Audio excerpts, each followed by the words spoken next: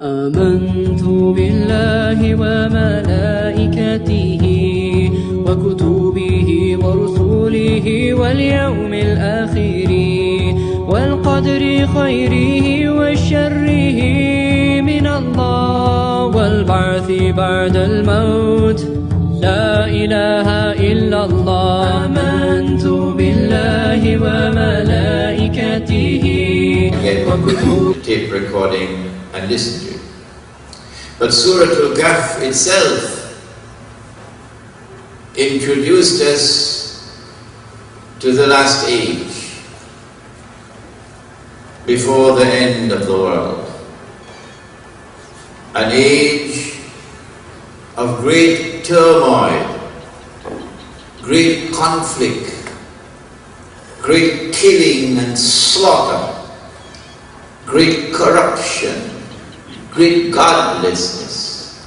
An age which no one can possibly understand unless you have the Quran and you have Muhammad sallallahu alayhi wa sallam.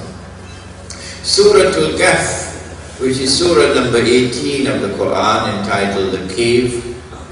Surah Al-Kahf was linked by the Messenger of Allah himself to Dajjal, the false Messiah, or who the Christians call the Antichrist.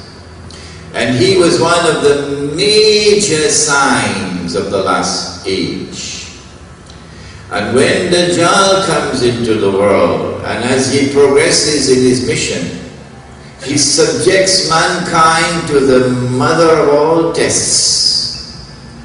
And if you fail the test, he destroys your faith, and you end up as garbage, straight into the hellfire. And so Dajjal is a subject of supreme importance. And we addressed that subject in the month of April, I think. And we were able to demonstrate to you, please get the recording of that lecture, that Dajjal has already completed almost 2/3 of his mission. And there's only about 1/3 left. And so we are living at a time when the attack of Dajjal is intense. Surah Al-Kahf also introduced us to another of the major signs of the last day, namely Gog and Magog. And we addressed that subject also in a lecture in the month of May. Please do get the recording and refresh your memory.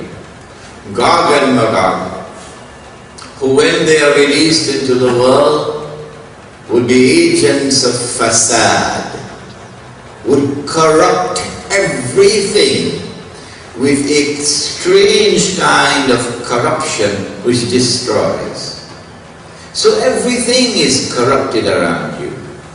But Gog and Magog also possess power. Power which is literally indestructible.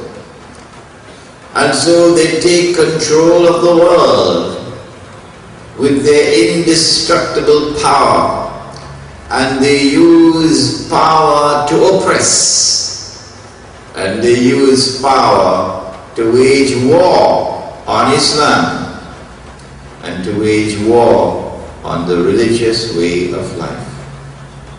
And so as Gog and Magog proceed with their mission, the world becomes increasingly corrupt and increasingly godless.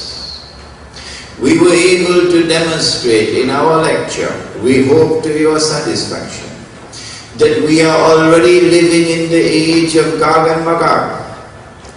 And the globalization which is sweeping the world is the globalization of Gog and Magog. And all those who are embraced with that global embrace, all those who are embraced in that deadly global embrace will progressively depart from the Sunnah of Nabi Muhammad alayhi salatu wasalam and will lose their faith. The Messenger of Allah sallallahu ta'ala alayhi wasallam gave us a number of other major signs by which we could recognize the last age. He spoke, for example, about the return of Nabi Isa alayhi salam, the return of Jesus, the Messenger of Allah. And this was also one of our subjects of our lectures. He spoke about smoke, dukhan. He spoke about a beast of the earth, dabbatul ard.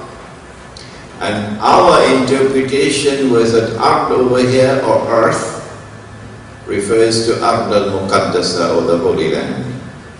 And so our interpretation, we can be right, we can be wrong. Our interpretation is that the beast of the earth is that state of Israel, which tomorrow will become, we are anticipating, the ruling state in the world to succeed the United States of America. He spoke sallallahu ta'ala alayhi wasallam about the sun rising from the west. He spoke about three movements of the earth, three landslides, the earth opening and swallowing what it swallows. One in the east, one in the west, and one in Arabia. That one in Arabia is linked with Imam al-Mahdi, and that will be a topic of a lecture to come, inshallah. And then he spoke about a fire coming out of Yemen, which will drive people to their place of assembly, Arafat. These are known as the 10 major signs.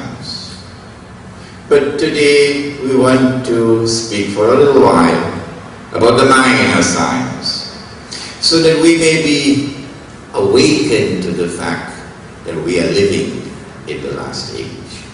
The Prophet ﷺ told us that among the signs of the last day would be the universal prevalence of alcohol, people drinking alcohol. Have you ever traveled by air? The last thing that the airport does for you is to invite you to buy alcohol. Correct? And when you arrive over there, the first thing that greets you, alcohol. An age of alcoholism has now descended upon mankind. When I was living in the United States, I found that 1 in every 6 homes, 1 in every 6 is now afflicted with alcoholism. You sitting in this audience will know a member of your family or a friend of yours who was afflicted with the disease of alcoholism or drug addiction, and it is constantly increasing. This, said the Prophet ﷺ, is a sign of the last day. He said that women will be dressed, yes, and yet they'll be naked. I don't have to explain that, because you're seeing it every day. He said there will be a universal prevalence of zina, children being born outside of marriage, bastard children. It's happening every day. Marriage as an institution is becoming unfashionable.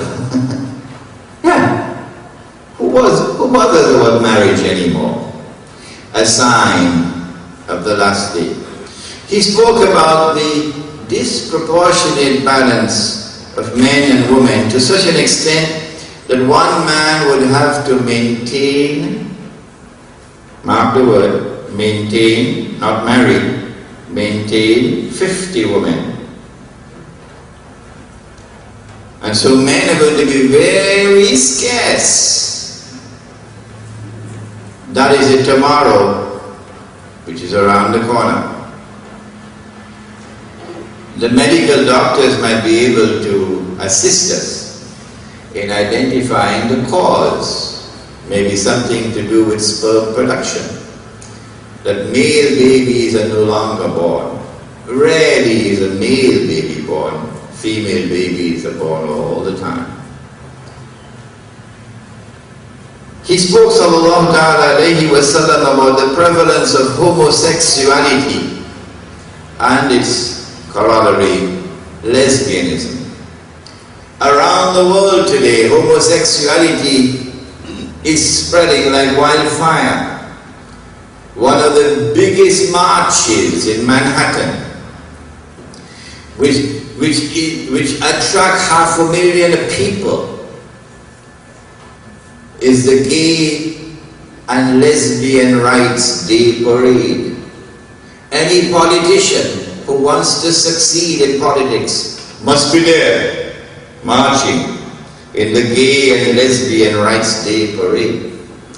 And those who oppose homosexuality and lesbianism, they are now demonized as a people suffering from a disease called homophobia. I never heard about it before I went to the United States, and I heard, if you oppose homosexuality, you're sick. You're suffering from homophobia. You probably might know someone in your family or friend right here in Trinidad who is already suffering from homosexuality or lesbianism, and a society which today looks down upon it will tomorrow accept it. Fulfillment of the prophecy of the blessed Prophet Muhammad alayhi salatu wasalam. He said sallallahu ta'ala alayhi wasallam that people would be having sexual intercourse in public like donkeys. ثُمَّ رَدَدْنَاهُ أَسْفَلَ سَافِلِينَ.